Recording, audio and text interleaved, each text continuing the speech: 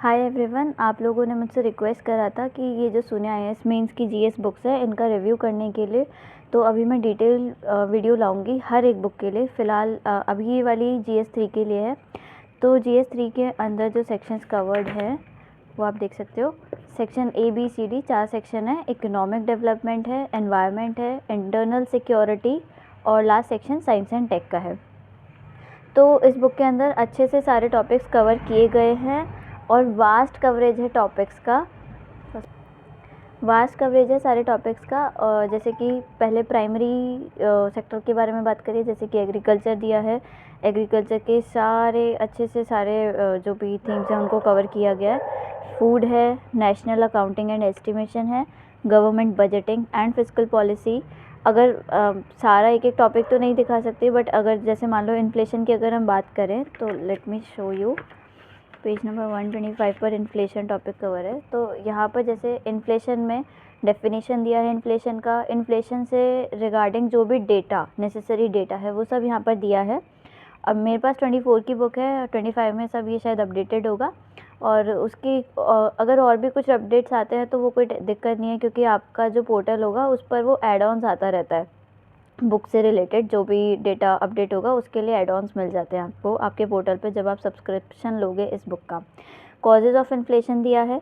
तो causes of inflation में जैसे demand pull, fiscal stimulus, population pressure, increase in net exports, इस तरीके से मतलब हर टॉपिक को कवर किया गया है अच्छे से।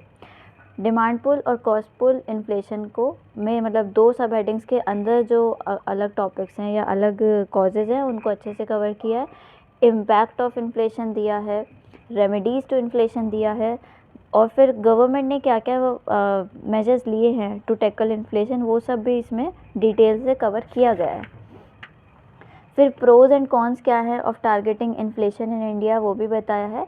At the last way forward भी दिया है। तो मतलब आप देखो एक टॉपिक है इन्फ्लेशन और उसके लिए एक अच्छा खासा कवरेज किया गया है उस टॉपिक का, कि अगर आप यहाँ से पढ़ोगे तो उसके बाद आपको कोई दिक्कत नहीं है कि कहीं और देखना पड़ेगा इन्फ्लेशन के बारे में या इधर उधर ढूंढना पड़ेगा, कोई दिक्कत नहीं है।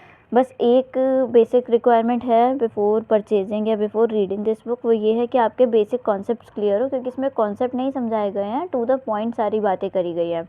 और ऑब्वियसली इसमें कॉन्सेप्ट समझाना ईजी मतलब ऐसे पॉसिबल भी नहीं है, क्योंकि ये नोट्स बनाए गए हैं मेंस के पर्सपेक्टिव से।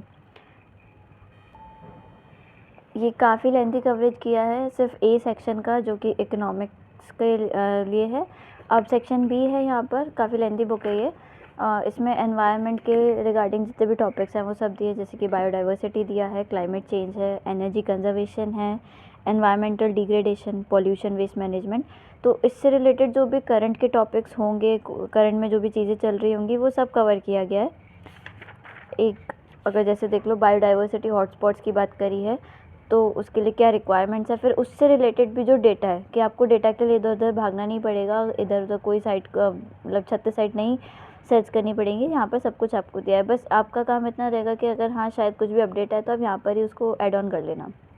फिर इम्पोर्टेंस क्या है बायोडाइवर्सिटी हॉटस्पॉट्स का, थ्रेड्स क्या है बायोडाइवर्सिटी के, और फिर वे फॉरवर्ड क्या है। तो अच्छे से मतलब आप you can use these points as it is in your answer writing, तो वो प्रॉब्लम एकदम सॉल्व हो जाएगा। फिर सेक्शन सी पर आते हैं। सेक्शन सी में सिक्योरिटी से रिलेटेड जो भी टॉपिक्स हैं वो सब कवर किए गए हैं। इसमें भी जो भी करंट के रिगार्डिंग टॉपिक रहे होंगे वो सब इसमें दिए हैं, जैसे कि Manipur unrest, self reliant defence industry, basic topics भी हैं और जो करंट के हैं वो भी दिए गए हैं। फिर लास्ट हमारा सेक्शन डी है साइंस एंड टेक का। साइंस एंड टेक में यहाँ पर इस बुक के अंदर टॉपिक्स कम कवर्ड है, बट जो भी एक्स्ट्रा टॉपिक्स है वो सब एड ऑन्स में आ जाएगा। एड ऑन्स मतलब वही जो आपके पोर्टल पर ये सारे टॉपिक्स आते रहेंगे टाइम टू टाइम, तो इसके लिए भी सारे टॉपिक्स अच्छे से कवर किए गए हैं। बट हाँ जो भी टॉपिक कवर किया है वो अच्छे से किया है, उसके लिए आपको कोई दिक्कत नहीं होगी कि आपको अब इधर उधर और रिसोर्सेज को रेफ़र नहीं करना पड़ेगा, सारा काम आपका यहीं पर ही हो जाएगा। तो मेरे हिसाब से आपको अगर आपके नोट्स नहीं बने हैं या फिर आपका एक बारी बेसिक सब क्लियर हो चुका है तो आप इस बुक को परचेज़ कर सकते हो, क्योंकि आपको सारी चीज़ें एक ही बुक में मिल जाएंगी और आंसर राइटिंग वगैरह के सारे जो भी प्रॉब्लम है वो सब मतलब डेटा सारा सब कुछ एक ही जगह है, तो वो इशू सॉल्व हो जाएगा।